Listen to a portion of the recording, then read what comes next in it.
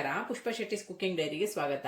ನಾನು ಈಗಾಗಲೇ ಮಾವಿನ ಮಿಡಿಯನ್ನ ಉಪ್ಪಿಗೆ ಹಾಕೋ ಸರಿಯಾದ ಕ್ರಮವನ್ನ ನಾನು ಈಗಾಗಲೇ ವಿಡಿಯೋವನ್ನ ಅಪ್ಲೋಡ್ ಮಾಡಿದ್ದೀನಿ.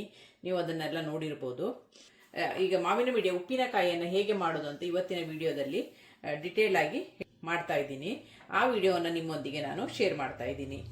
ಈಗ ಇದು ನಾನು ಮಾವಿನ ಮಿಡಿ ಉಪ್ಪಿಗೆ ಹಾಕಿ 3 ವಾರ ಆಗಿದೆ. ಈ ತರ ಚೆನ್ನಾಗಿ ಚಿರಟಿದೆ. ಉಪ್ಪು ಕಡಿಮೆ ಆದ್ರೂ ಮಾವಿನ ಮಿಡಿ ಕಪ್ಪಾಗುತ್ತೆ, ಅಥವಾ ಮಾವಿನ ಮಿಡಿ ಬಲ್ತಿಲ್ಲ, ಹುಳಿ ಹೊರಟಿಲ್ಲ ಆದ್ರೂ ಮಾವಿನ ಮಿಡಿ ಕಪ್ಪಾಗುತ್ತೆ. ನೋಡಿ, ಇದು ಸರಿಯಾದ ಕನ್ಸಿಸ್ಟೆನ್ಸಿಯಲ್ಲಿ ಬಂದಿದೆ. ಈಗ ಮಾವಿನ ಮಿಡಿ ಏನು ಉಪ್ಪಿಗೆ ಹಾಕಿದ್ದಿದೆ ಇದನ್ನ ನಾವು ಸೋಸೋಣ. ಉಪ್ಪು ನೀರನ್ನ ಇದರಿಂದ ಸಪರೇಟ್ ಮಾಡೋಣ. ಈಗ ಬರಣಿಯಲ್ಲಿ ಹಾಕಿಟ್ಟ ಮಾವಿನ ಮಿಡಿಯನ್ನ ಉಪ್ಪು ನೀರಿನಿಂದ ಬೇರ್ಪಡಿಸಿದ್ದೀನಿ. ಇದನ್ನ ಕ್ಲೀನ್ ಆಗಿ ಒಂದು ಬಿಳಿ ಬಟ್ಟೆ ಮೇಲೆ ಹರಡಿ ಒಣಗಿಸ್ಕೋಬೇಕು.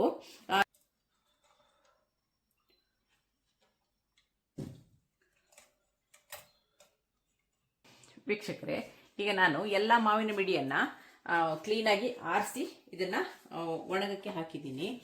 ಇದರಲ್ಲಿ ಈ ತರ ಕಪ್ಪಗಾಗಿರೋದು, ದಪ್ಪಗೆ ಈ ತರ ಸ್ವಲ್ಪ ಡ್ಯಾಮೇಜ್ ಆಗಿರೋ ಮಿಡಿಯನ್ನ ಸೆಪರೇಟ್ ಆಗಿ ಬೇರ್ಪಡಿಸ್ಕೊಳ್ಳಿ. ಅದನ್ನ ಅದ್ರ ಜೊತೆಗೆ ಮಿಕ್ಸ್ ಮಾಡಿಬಿಡಿ. ಇದು ಚೆನ್ನಾಗಿ ನೀರು ಆರ್ಲಿ. ಈಗ ಅಷ್ಟರಲ್ಲಿ ನಾವು ಉಪ್ಪು ನೀರೇನಿದೆ ಇದನ್ನ ಚೆನ್ನಾಗಿ ಕುದಿಸ್ಕೊಂಡು ಬರೋಣ.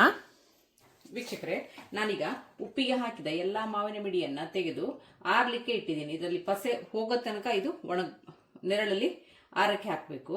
ಇದೆಲ್ಲ ಈಗ ನೀರು ಚೆನ್ನಾಗಿ ಆರ್ಲಿ.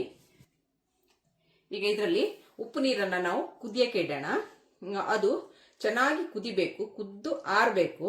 ಅಷ್ಟರೊಳಗೆ ಈ ಸಾಮಗ್ರಿಗಳನ್ನೆಲ್ಲ ಪೌಡರ್ ಮಾಡ್ಕೊಳ್ಳೋಣ.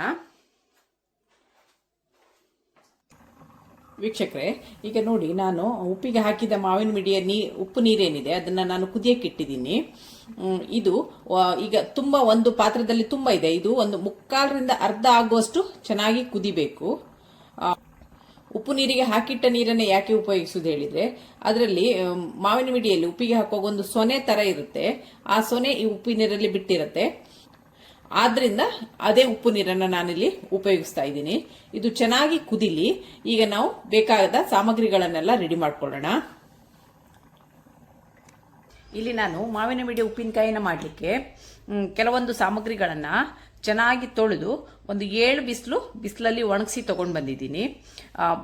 ಯಾವುದೇ ಥರದ ಸಾಮಾನಲ್ಲಿ ಯಾವುದೇ ಥರದ ಪಸೆ ಇಲ್ಲದ ಹಾಗೆ ಒಂದು 7ರಿಂದ 8 ಬಿಸಿಲು ಚೆನ್ನಾಗಿ ಒಣಗಿಸ್ಕೋಬೇಕು. ಈಗ ಇಲ್ಲಿ ನಾನು ಒಂದು 1/4 kg ಸಾಸಿವೆನ ತಗೊಂಡಿದ್ದೀನಿ. ಒಂದು 50 ಗ್ರಾಮ್ ಆಗುವಷ್ಟು ಜೀರಿಗೆನ ತಗೊಂಡಿದ್ದೀನಿ. ಸುಮಾರು ಒಂದು 30 ಗ್ರಾಮ್, ಒಂದು 3 ಟೇಬಲ್ ಸ್ಪೂನ್ ಆಗುವಷ್ಟು ಓಮವನ್ನ ತಗೊಂಡಿದ್ದೀನಿ. ಒಂದು 100 ಗ್ರಾಮ್ ಆಗುವಷ್ಟು ಕಾಳುಮೆಣಸನ್ನ ತಗೊಂಡಿದ್ದೀನಿ. ಒಂದು 2 ಇಂಚಿನಷ್ಟು ಒಣ ಶುಂಠಿಯನ್ನ ತಗೊಂಡಿದ್ದೀನಿ. ಸುಮಾರು ಒಂದು 6 ಪೀಸ್ನಷ್ಟು ಅರಶಿನ ಬೇರನ್ನ ತಗೊಂಡಿದ್ದೀನಿ. ಅಳತೆಯಲ್ಲೇ ಹೇಳೋದಾದ್ರೆ ಒಂದು 50 ಗ್ರಾಮ್ನಷ್ಟು ಅರಶಿನ ತುಂಡನ್ನ ತಗೊಂಡಿದ್ದೀನಿ. ಈಗ ಇದೆಲ್ಲ ಚೆನ್ನಾಗಿ ಒಂದು 6-7 ಬಿಸಿಲು ನಾನು ಒಣಗಿಸ್ಕೊಂಡು ಬಂದಿದ್ದೀನಿ. ಈಗ ಇದನ್ನ ಮಿಕ್ಸರಿಗೆ ಹಾಕಿ ಚೆನ್ನಾಗಿ ಪೌಡರ್ ಮಾಡ್ಕೊಳ್ಳೋಣ. ಮಿಕ್ಸಿಗೆ ಸಾಸಿವೆಯನ್ನ ಹಾಕ್ತಾ ಇದ್ದೀನಿ, ಜೀರಿಗೆಯನ್ನ ಹಾಕ್ತಾ ಇದ್ದೀನಿ, ಓಂ ಕಾಳನ್ನ ಹಾಕ್ತಾ ಇದ್ದೀನಿ, ಕಾಳುಮೆಣಸನ್ನ ಹಾಕ್ತಾ ಇದ್ದೀನಿ.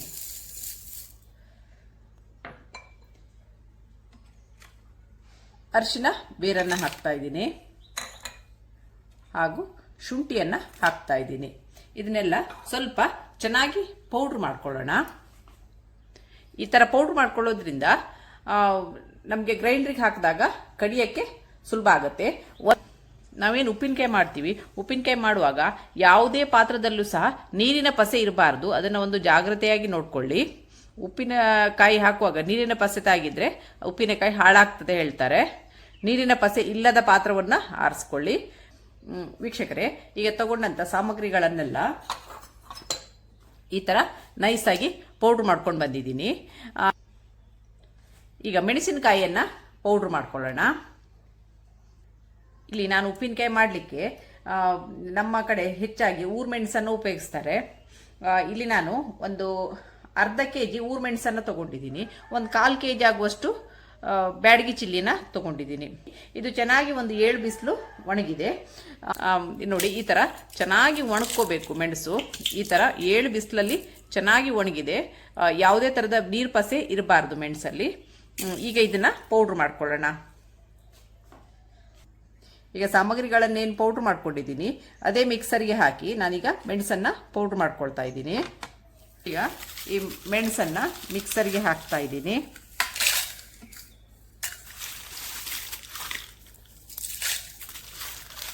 ಆದಷ್ಟು ಸೀಡ್ಸು ಇಲ್ಲದ ಹಾಗೆ ನೋಡ್ಕೊಳ್ಳಿ, ಖಾರ ನುಣ್ಣಗಾಗೋದಿಲ್ಲ. ಆದ್ದರಿಂದ ನಾನು ಸೀಡ್ಸನ್ನು ತೆಗೆದು ಹಾಕ್ತಾ ಇದ್ದೀನಿ. ಮತ್ತು ಖಾರನೂ ತುಂಬ ಜಾಸ್ತಿ ಆಗುತ್ತೆ. ಈಗ ಇದನ್ನ ಪೌಡ್ರ್ ಮಾಡೋಣ. ಈಗ ಪುಡಿ ಮಾಡಿದಂಥ ಮೆಣಸಿನ ಹುಡಿಯನ್ನು ನಾನೊಂದು ಪಾತ್ರೆಗೆ ಟ್ರಾನ್ಸ್ಫರ್ ಮಾಡ್ತಾ ಇದ್ದೀನಿ. ಇಲ್ಲಿ ಘಾಟಿ ಮೆಣಸನ್ನು ಸೇರಿಸಿರೋದ್ರಿಂದ ಕಲರ್ ಎಷ್ಟು ಚೆನ್ನಾಗಿ ಬಂದಿದೆ ನೋಡಿ. ಈಗ ಉಳಿದ ಮೆಣಸನ್ನು ಸಹ ಹಾಕಿ ಪೌಡ್ರ್ ಮಾಡ್ಕೊಳ್ಳೋಣ. ವೀಕ್ಷಕರೇ, ಇಲ್ಲಿ ಮೆಣಸನ್ನೆಲ್ಲ ಚೆನ್ನಾಗಿ ಪೌಡ್ರ್ ಮಾಡಿ ಇಟ್ಕೊಂಡಿದ್ದೀನಿ. ಮೆಣಸಲ್ಲಿರುವ ಸೀಡ್ಸನ್ನು ನಾನು ತೆಗೆದಿದ್ದೀನಿ. ಈ ಥರ ತೆಗೆದಿಟ್ಕೊಳ್ಳಿ ಸಪ್ರೇಟಾಗಿ. ಎಲ್ಲ ಮೆಣಸಿದ್ದು ಸೀಡ್ಸ್ ಹಾಕೋದು ಬೇಡ. ಊರು ಮೆಣಸಿನ ಸೀಡ್ಸನ್ನು ನಾನು ತೆಗೆದಿಟ್ಕೊಂಡಿದ್ದೀನಿ. ಇದು ಹಾಕಿದರೆ ತುಂಬ ಉರಿ ಖಾರ ಆಗುತ್ತೆ ಉಪ್ಪಿನಕಾಯಿ. ಮಾವಿನ ಮಿಡಿ ಉಪ್ಪಿನಕಾಯಿಗೆ ಊರು ಮೆಣಸು ಹಾಕಿ ಮಾಡಿದ್ರೇ ರುಚಿ ಹೆಚ್ಚು. ವೀಕ್ಷಕರೇ, ಇಲ್ಲಿ ನಾನು ಸಾಸಿವೆ, ಜೀರಿಗೆ, ಕಾಳುಮೆಣಸು, ಓಮ, ಹಳದಿ ಮತ್ತು ಒಣಶುಂಠಿಯನ್ನು ಸಪ್ರೇಟಾಗಿ ಪೌಡ್ರ್ ಮಾಡಿ ಇಟ್ಕೊಂಡಿದ್ದೀನಿ. ಮೆಣಸನ್ನು ಸಪ್ರೇಟಾಗಿ ಈ ಥರ ಮಿಕ್ಸಿಲಿ ನುಣ್ಣಗೆ ಪೌಡ್ರ್ ಮಾಡಿ ಇಟ್ಕೊಂಡಿದ್ದೀನಿ. ಈ ಥರ ಪೌಡ್ರನ್ನು ಮಾಡ್ಕೊಳ್ಳೋದ್ರಿಂದ ಗ್ರೈಂಡ್ರಲ್ಲಿ ನಾವು ಕಡಿಯುವಾಗ ಬೇಗನೆ ನುಣ್ಣಗಾಗುತ್ತೆ. ಈಗಾಗಲೇ ನಾವು ಉಪ್ಪು ನೀರನ್ನು ಕುದಿಯಕ್ಕೆ ಇಟ್ಟಿದ್ದೀವಿ. ಅದೀಗ ಯಾವ ಪೊಸಿಷನ್ನಲ್ಲಿದೆ ಅಂತ ನೋಡೋಣ.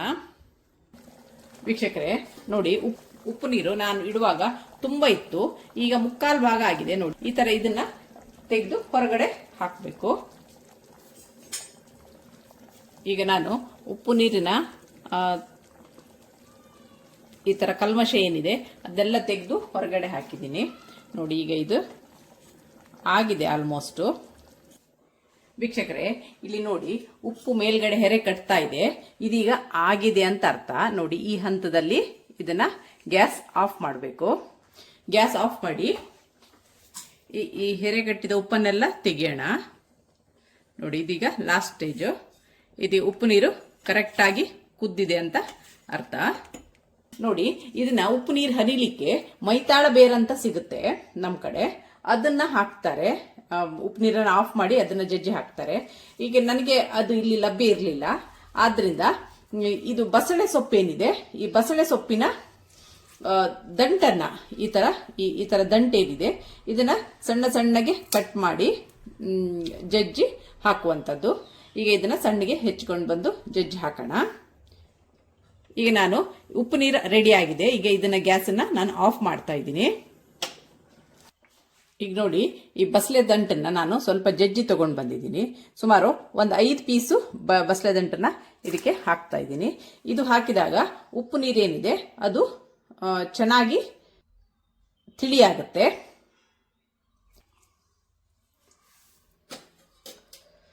ಇದು ತಣ್ಣಗಾಗುವಾಗ ಈ ಉಪ್ಪು ನೀರು ಬಸಳೆ ದಂಟನ್ನು ಹಾಕಿರೋದ್ರಿಂದ ತಿಳಿಯಾಗಿ ಬರುತ್ತೆ. ವೀಕ್ಷಕರೇ, ಈಗ ನೋಡಿ ಉಪ್ಪು ನೀರು ಈ ತರ ಹನಿಯಾಗಿದೆ. ಉಪ್ಪಿನ ತೆರೆ ಎಲ್ಲ ಮೇಲ್ ಬಂದಿದೆ. ತಳದಲ್ಲಿರುವ ನೀರು ಹನಿಯಾಗಿದೆ. ಈಗ ಇದು ತಣ್ಣಗಾಗಿದೆ. ಈಗ ಇದನ್ನ ನಾವು ಮಸಾಲೆಯನ್ನ ಅರಿಯೋಣ. ವೀಕ್ಷಕರೇ, ಗ್ರೈಂಡರ್ ನೋಡಿ ಈ ತರ ಡ್ರೈ ಆಗಿರಬೇಕು. ಯಾವುದೇ ಕಾರಣಕ್ಕೂ ನೀರಿನ ಪಸೆ ಇರಬಾರ್ದು. ನಾನು ಬೆಳಿಗ್ಗೆನೆ ಇದನ್ನ ತೊಳೆದಿಟ್ಟಿದ್ದೀನಿ. ಕ್ಲೀನಾಗಿ ಡ್ರೈ ಆಗಿದೆ. ಈಗ ಇದನ್ನ ಮಸಾಲೆ ಪದಾರ್ಥನ ಇದಕ್ಕೆ ಕಡಿಯಕ್ಕೆ ಹಾಕೋಣ. ನಾನು ಸ್ವಲ್ಪ ಮಾಡೋದ್ರಿಂದ ಇದನ್ನ ಒಟ್ಟಿಗೆ ಹಾಕ್ತಾ ಇದ್ದೀನಿ. ನೀವು ತುಂಬಾ ಉಪ್ಪಿನಕಾಯಿ ಮಾಡೋದಾದ್ರೆ ಸಾಸಿವೆನ ಫಸ್ಟ್ ಕಡ್ಕೊಂಡು ನಂತರ ಮೆಣಸನ್ನ ಹಾಕೋಬಹುದು. ಈಗ ಇದನ್ನ ನಾನು ನುಣ್ಣಕ್ಕೆ ರುಬ್ಬಕ್ಕೆ ಹಾಕ್ತಾ ಇದ್ದೀನಿ. ಈಗ ಉಪ್ಪು ನೀರಿನೊಂದಿಗೆ ಇದನ್ನ ರುಬ್ಬಲಿಕ್ಕೆ ಹಾಕ್ತಾ ಇದ್ದೀನಿ. ಹಸಿನ ಹುಡಿನ ಸಹ ಸೇರಿಸ್ತಾ ಇದ್ದೀನಿ.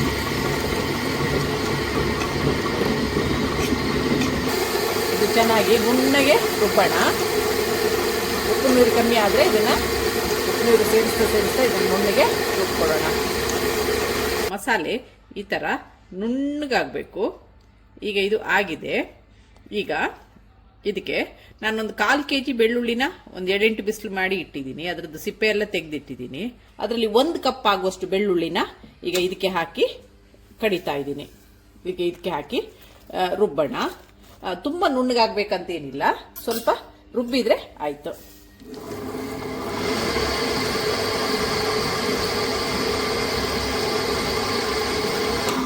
ವೀಕ್ಷಕರೇ, ಈಗ ಬೆಳ್ಳುಳ್ಳಿ ಹಾಕಿ ಸ್ವಲ್ಪ ತಿರುಗಿದ್ದೀನಿ. ತುಂಬ ನುಣ್ಣಗಾಗಬೇಕಂತೇನಿಲ್ಲ ಬೆಳ್ಳುಳ್ಳಿ.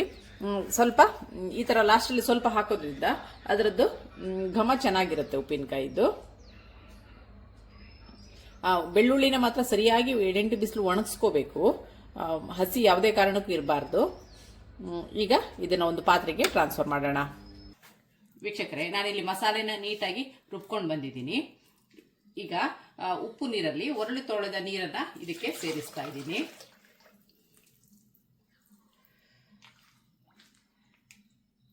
ತುಂಬ ತೆಳ್ಳಗೂ ಆಗಬಾರ್ದು, ತುಂಬ ದಪ್ಪಗೂ ಇರಬಾರ್ದು.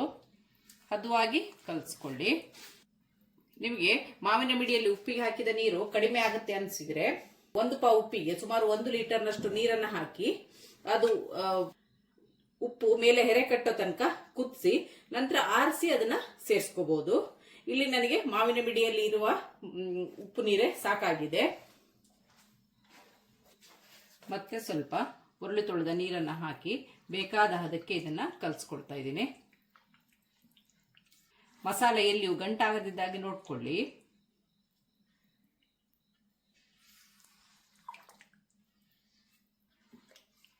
ಈಗ ನೋಡಿ, ಮಾವಿನ ಮಿಡಿ ಚೆನ್ನಾಗಿ ಡ್ರೈ ಆಗಿದೆ. ಎಲ್ಲಿಯೂ ಸಹ ನೀರಿನ ಪಸೆ ಇಲ್ಲ. ಈಗ ಇದನ್ನ ಮಿಕ್ಸ್ ಮಾಡೋಣ. ಇದಕ್ಕೆ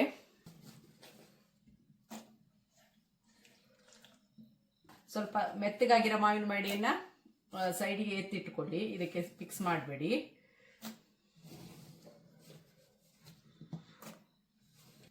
ವೀಕ್ಷಕರೇ, ಈಗ ನಾನು ಎಲ್ಲ ಮಾವಿನ ಮಿಡಿನ ಇದಕ್ಕೆ ಹಾಕಿದ್ದೀನಿ. ಈಗ ನಾನೇನು 1/4 kg ಬೆಳ್ಳುಳ್ಳಿನ ತಗೊಂಡಿದ್ದೀನಿ. ಅದರದ್ದು 7-8 ಬಿಸಿಲಿಗೆ ಹಾಕಿ ಸಿಪ್ಪೆನೆಲ್ಲ ತೆಗೆದಿಟ್ಕೊಂಡಿದ್ದೀನಿ. ಇದರಲ್ಲಿ 1 ಇಡ್ಲಿ ಕಪ್ನಷ್ಟು ಬೆಳ್ಳುಳ್ಳಿಯನ್ನ ಲಾಸ್ಟಿಗೆ ಕಡಿಯುವಾಗ ಹಾಕಿ ಸ್ವಲ್ಪ ತರಿತರಿಯಾಗಿ ರುಬ್ಕೊಂಡಿದ್ದೀನಿ. ಈಗ ಉಳಿದ ಬೆಳ್ಳುಳ್ಳಿನ ಈಗ ಇದಕ್ಕೆ ಸೇರಿಸ್ತಾ ಇದ್ದೀನಿ. ಈಗ ಇದನ್ನ ಚೆನ್ನಾಗಿ ಮಿಕ್ಸ್ ಮಾಡೋಣ.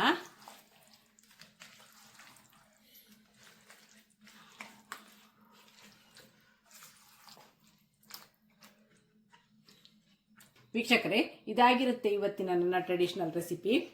ನಿಮಗೆ ನನ್ನ ಈ ರೆಸಿಪಿ ಇಷ್ಟವಾದರೆ ಪುಷ್ಪಾ ಶೆಟ್ಟಿಸ್ ಕುಕಿಂಗ್ ಡೈರಿ ಇದಕ್ಕೆ ಒಂದು ಲೈಕ್ ಕೊಡಿ, ಶೇರ್ ಮಾಡಿ, ಕಮೆಂಟ್ ಮಾಡಿ. ಸಬ್ಸ್ಕ್ರೈಬ್ ಆಗಿಲ್ಲ ಅಂದರೆ ಸಬ್ಸ್ಕ್ರೈಬ್ ಆಗಿ, ಹಾಗೂ ನಿಮ್ಮ ಫ್ಯಾಮಿಲಿ ಮತ್ತು ಫ್ರೆಂಡ್ಸ್ಗಳ ಜೊತೆನೂ ಹಂಚಿಕೊಳ್ಳಿ. Thanks for watching. ಇದು ಸ್ವಲ್ಪ ಚೆನ್ನಾಗಿ ಇದರಲ್ಲಿ ಹೊಂದ್ಕೊಳ್ಳಿ. ನಂತರ ನಮಗೆ ಬೇಕಾದ ಗಾಜಿನ ಭರಣಿ ಇಲ್ಲ ಭರಣಿಯಲ್ಲಿ ಶೇಖರಿಸಿಟ್ಕೋಬಹುದು. ಈಗ ಇದು ಸ್ವಲ್ಪ ಹೊತ್ತು ಇದರಲ್ಲೇ ಇರಲಿ, ನಂತರ ಭರಣಿಗೆ ಹಾಕಿ ಮುಚ್ಚಿಡೋಣ. ವೀಕ್ಷಕರೇ, ಇದೀಗ ಆಗಿದೆ. ಇದನ್ನೀಗ ಒಂದು ಭರಣಿಲಿ ತುಂಬಿಸಿಡೋಣ. ನೋಡಿ, ಭರಣಿಲಿ ಯಾವುದೇ ರೀತಿ ಪಸೆ ಇರಬಾರ್ದು. ಕ್ಲೀನಾಗಿ ಬಿಸಿಲಲ್ಲಿ ಒಣಗಿಸಿ ತಂದಿದ್ದೀನಿ. ಈಗ ಇದನ್ನ ಕ್ಲೀನಾಗಿ ಭರಣಿಗೆ ಹಾಕಿ ತುಂಬಿಸಿಡೋಣ.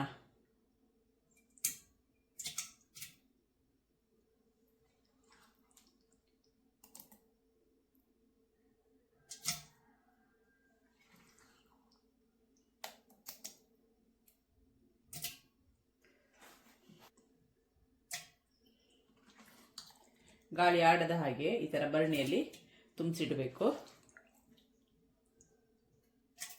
ಇದು ತುಂಬಾ ಔಷಧೀಯ ಗುಣ ಇದೆ ಇದರಲ್ಲಿ. ಉಪ್ಪಿನಕಾಯಿ ರಸ ದನಗಳಿಗೆ ಥಂಡಿ ಆದ್ರೆ ಸಹ ಇದನ್ನ ಉಪಯೋಗಿಸ್ತಾರೆ. ನಾಲ್ಗೆಗೆ ಸರಿಯಾಗಿ ಹಾಕಿ ತಿಕ್ತಾ ಇದ್ರು. ಇದು ಬಾಣಂತಿಯರಿಗೆ ಸಹ ತುಂಬಾನೇ ಒಳ್ಳೆಯದು.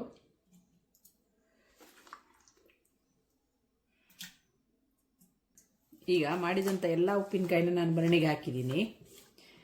ಇದು ಉಪ್ಪಿನಕಾಯಿ ಹಾಳಾಗಬಾರ್ದು ಅಂತಿದ್ರೆ ಈ ಭರಣಿಯಲ್ಲಿ ನಾವೇನು ಉಪ್ಪಿನಕಾಯಿ ಹಾಕಿದ್ದೀವಿ ಇದಕ್ಕೆ ಈ ಗೋಡಂಬಿ ಎಲೆಗಳಿರ್ತಾವಲ್ಲ, ಗೇರು ಬೀಜದ ಎಲೆ, ಅದನ್ನ ಚೆನ್ನಾಗಿ ಡ್ರೈ ಮಾಡಿ ಒಳಗಡೆ ಒಂದು ಪದರ ಹಾಸಿ ಬಿಡಬೇಕು. ಆವಾಗ ಉಪ್ಪಿನಕಾಯಿ ಹಾಳಾಗಲ್ಲ. ಎಷ್ಟು ಟೈಮ್ ಬೇಕಾದರೂ ಬರ್ತದೆ.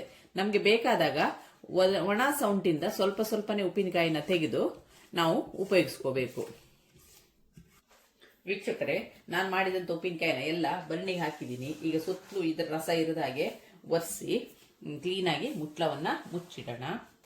ಈ ಉಪ್ಪಿನಕಾಯಿ ವರ್ಷಗಳ ಕಾಲ ಇಟ್ಟರು ಹಾಳಾಗಲ್ಲ. ಇದು ವರ್ಷಗಳ ಕಾಲ ಇಟ್ಕೋಬಹುದು. ಇದನ್ನ ಈಗ ಕ್ಲೀನಾಗಿ ಟೈಟ್ ಆಗಿ ಮುಚ್ಚಳವನ್ನು ಮುಚ್ಚಿಡೋಣ. ಇದಕ್ಕೆ ಕ್ಲೀನಾಗಿ ಸುಣ್ಣವನ್ನ ಹಚ್ಚಿ ಕ್ಲೀನಾಗಿ ಒಂದು ಬಟ್ಟೆಯನ್ನ ಬಿಳಿ ಬಟ್ಟೆಯಿಂದ ಕಟ್ಟಿ ಇಟ್ರೆ ವರ್ಷವಿಡೀ ತಿನ್ನುವಂತ ಮಾವಿನ ಮಿಡಿಯ ಉಪ್ಪಿನಕಾಯಿ ಸಿದ್ಧವಾಗಿದೆ. ಈ ತರ ಒಂದು ಬಟ್ಟೆಯಿಂದ ಕಟ್ಟಿ ಇಟ್ಬಿಡ್ಬೇಕು. ಈ ತರ ಕಟ್ಟಿ ಇಟ್ರೆ ಇದು ವರ್ಷವಿಡೀ ತಿನ್ಬೋದು. ಈ ಉಪ್ಪಿನಕಾಯಿನ, ಈ ಮಾವಿನ ಮಿಡಿ ಉಪ್ಪಿನಕಾಯಿ ಏನಿದೆ, ಇದು ಮಾಡಿದ ಕೂಡಲೇ ತಿನ್ನಬಾರ್ದು. ಒಂದು ಮಳೆ ಬೀಳಬೇಕು ಹೇಳ್ತಾರೆ. ಒಂದು ಮಳೆ ಬಿದ್ದ ಮೇಲೆ ಇದನ್ನ ಉಪಯೋಗಿಸೋಕ್ಕೆ ಶುರು ಮಾಡ್ಬೋದು. ಈಗ ಮಾಡಿ ಇಡಬೇಕು, ನಂತರ ಅದು ಮಳೆಗಾಲದಲ್ಲಿ ತೆಗೆದು ಯೂಸ್ ಮಾಡಬೇಕು.